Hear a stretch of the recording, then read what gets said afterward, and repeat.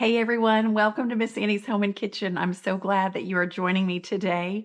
We are going to be making one of my favorite treats for Christmas time or actually for any time, and it's my Grandma Ambs' chocolate fudge, and it's found in my cookbook on page 56. So if you have the cookbook, come along and join with me. All right, so what you want to do is you just want to get, first of all, you want to make sure that you have an 8x8 pan and you want to line it with either parchment paper. You can use aluminum foil also, or wax paper, okay?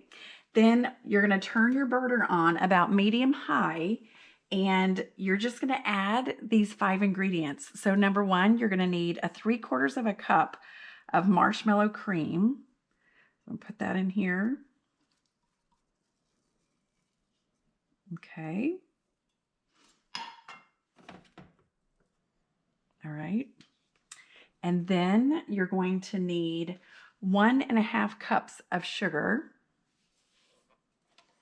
To that, we're going to add 2/3 of a cup of evaporated milk. So I'm going to add that. Next, we're going to add 1/4 of a cup of butter. So I'm going to just put this in here. All right.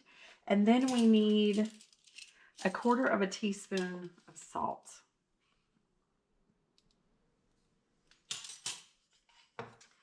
And I'm just going to begin to cook this, and let me see. Oh, here it is. I was thinking I had my wooden spoon out. All right, so you just start to just mix this up, and again, cooking it over like medium to medium high heat, and we want to bring this to a boil. Now you want to mix this up to where it's getting nice and smooth and all melty in there. And once it comes to a boil, then what you do is I'm just going to continue to stir it for about 5 minutes. I'm going to set my timer and I'm going to stir it for about 5 minutes.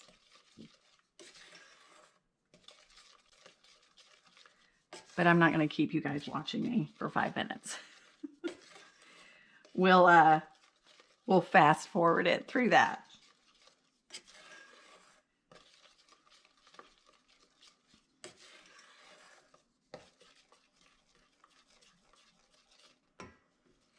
Okay, it is, I can see the bubbles starting, so I think this is going to start boiling in just a second.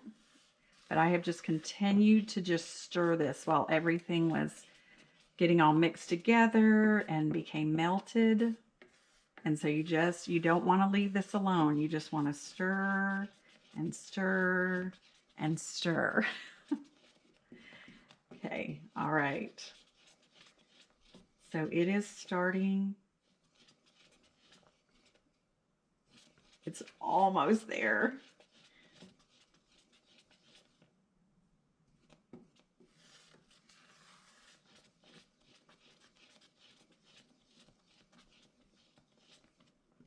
Okay, it is starting to boil. I'm going to turn it down just a little bit, but we're going to let it continue to boil for about 5 minutes. And I'm going to set my timer for that. You can see it's boiling. And I will be back.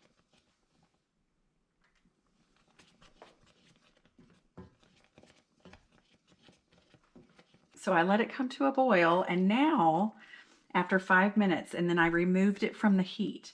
Now the next thing that you're going to do is you are going to add 1/2 of a cup of chocolate chips.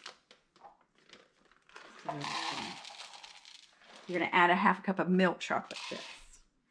And then you're going to add 2 cups of dark chocolate chips. It should be about this whole bag. Yes. Okay. You're going to add those.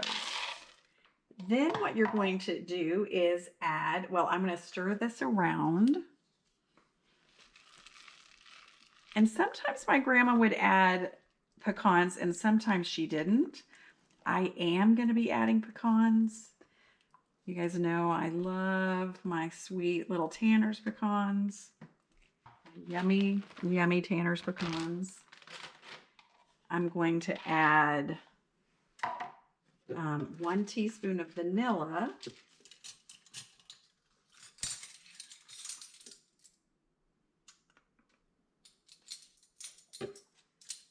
Okay, and stir this up really well.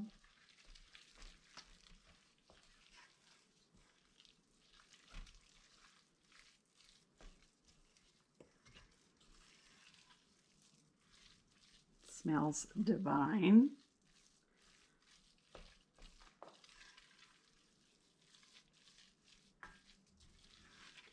And then I'm going to add this. I'm going to put this in my pan that I've already prepared with my little parchment paper. Okay. I'm going to put this in. I know this probably is a little awkward for you guys as far as a camera view. Okay. And I'm going to press this in.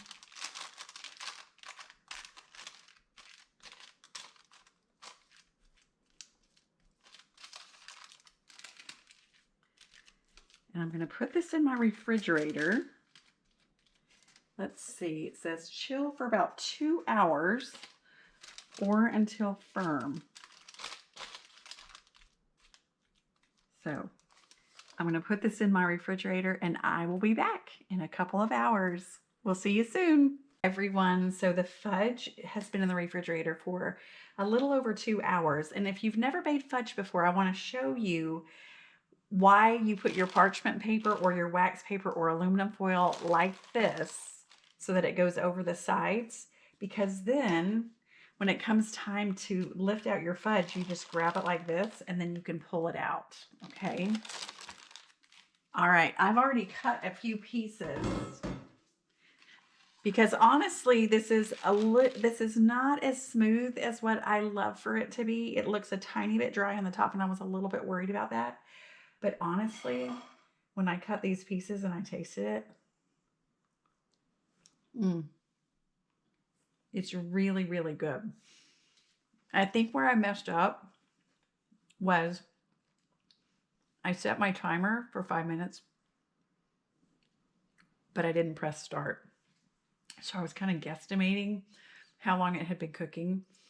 So you'll really want to keep to that time, what the directions say with the 5 minutes. Once it comes to a boil, just keep on mixing it up. Mix, mix, mix, mix, mix. Make sure you set the timer, okay?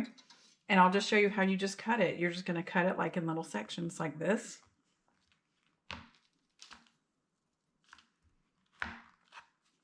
Oh my goodness.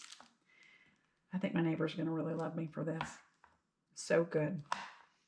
All right, you guys. Thanks so much for joining me. I am hoping that all is going well in your preparations for Christmas. If you would like to order any of my things, you can go to missannyshomeandkitchen.com and there's a good chance that we'll be able to get it out to you on time. I think we try really hard to just turn things right around. And so anyway, I just want you to know I appreciate you for watching me. Always remember that you can do hard things, and I will see you next time. Bye, everyone. Thanks for watching. Please subscribe to my channel and be sure and press the bell. Push that thing because it will then give you a notification every time I post a video, which is every Monday, Wednesday, and Friday at 10 o'clock.